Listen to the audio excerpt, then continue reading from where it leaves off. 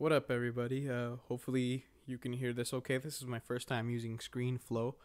I'm actually gonna go ahead and walk you through me recording a track. Hopefully what you can see right here is my Pro Tools already set up. This is all of the tracks that I've laid out so far, vocals. What I'm gonna do is actually just go ahead and delete all of it.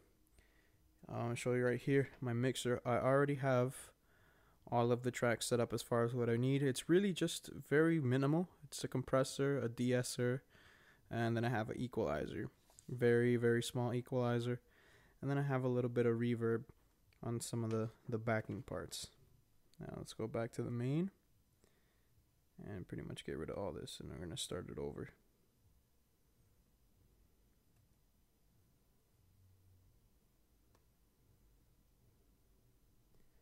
We're going to do this from scratch. The only thing that's there is the beat. Okay, so go back to the mixer. We're going to set this track to right. We're going to arm it. Now it's ready to record. Make sure it's at the very beginning. And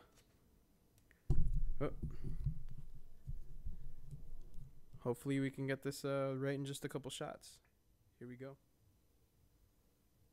So first got to switch the inputs and outputs. Both of them should be going through the producer USB. Here we go. Now I can hear myself.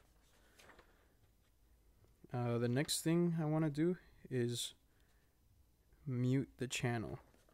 This is so that I can record without hearing the direct monitor back into my headphones. The only thing I actually want to be able to hear is the beat.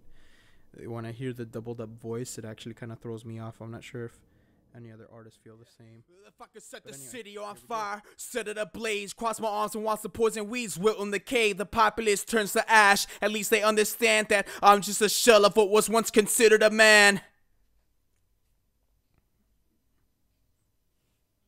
And even if I reach them as I extend the hand, it all evaporates the second that our wire's coming across.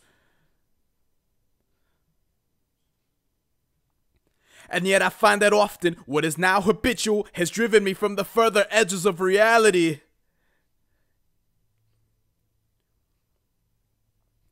Even after I was duped and signed over my soul, I still forgot to read the fucking fine print.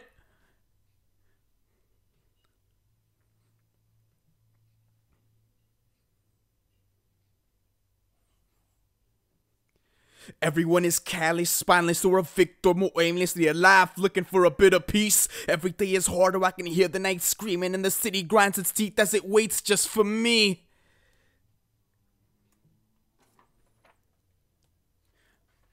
Okay, that was part one of the leads.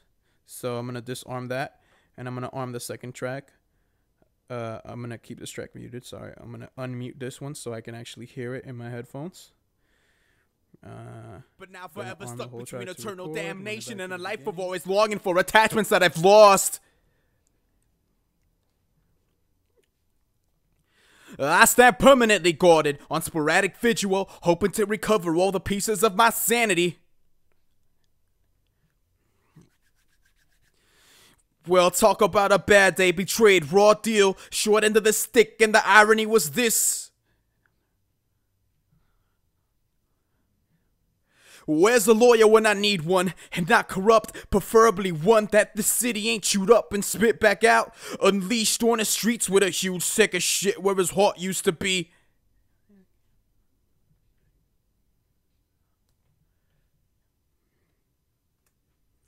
That was pretty much it for the second part. I'm gonna disarm and unmute and just listen to the playback. Was actually pretty good, so now we're gonna go back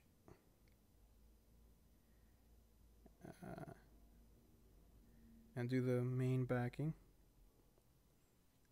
for this track, and hopefully that should help that sound a little bit more full.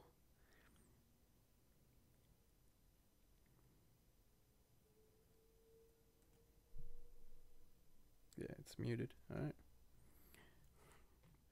Set it ablaze, wilt and decay, turns to ash.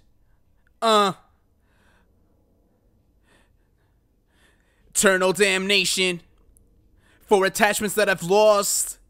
Yeah.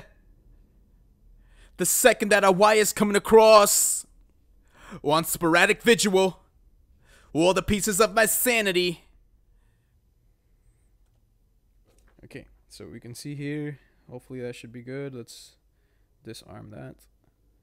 Now that you can see where I got my verse laid out itself, and this is right here. This is the lead 1 and lead 2. So these together make the verse. This is the main portion of the backing. A lot of something that maybe some people don't notice is that I also always put a second backing of me actually just speaking the parts to add some more depth.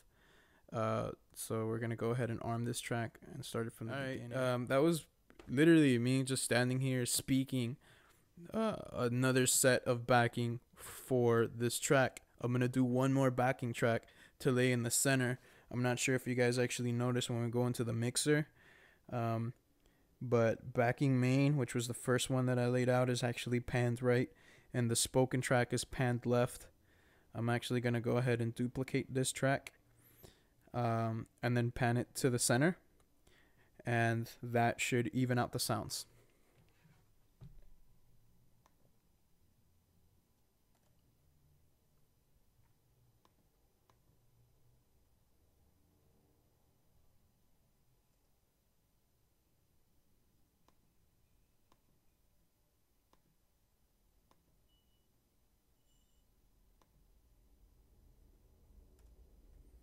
Okay, all I did was create a duplicate of the background main, and it's labeled as background main 1.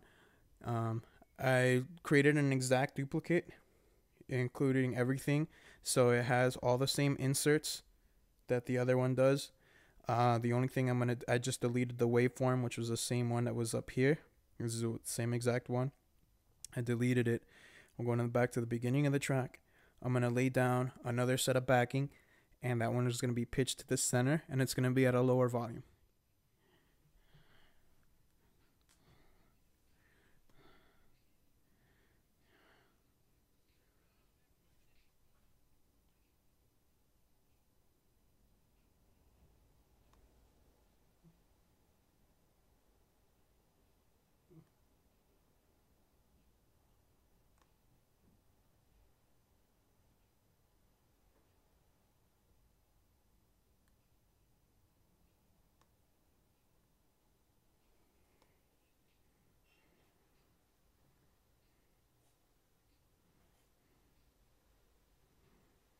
All right, and that's pretty much one verse. The way that I normally record stuff, I know it's a bit of a process, but as far as recording myself and others, this is the best formula that I found.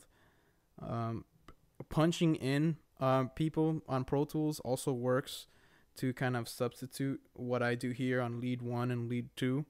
You can punch people in and out, and that'll work just fine. I kind of like to separate them, just because when I didn't have Pro Tools, when I was running much crappier programs, I had to do things separately, so I've kind of gotten used to it. It's a little harder than punching in because you have to keep track of the beat in your head and also the emotion to make sure that your volume is staying the same. I'm going to go back in later and actually edit the volume to make sure that everything is on the same. You can see it starts off a lot bigger here than how it ends. So I want to even out the dynamics and make sure that it's not peaking too much and it's not dipping down too low either. But as far as recording the track, that's pretty much it. I'm just going to basically repeat for the chorus and for the other verses. And that's pretty much it, guys. I'll post the finished track soon.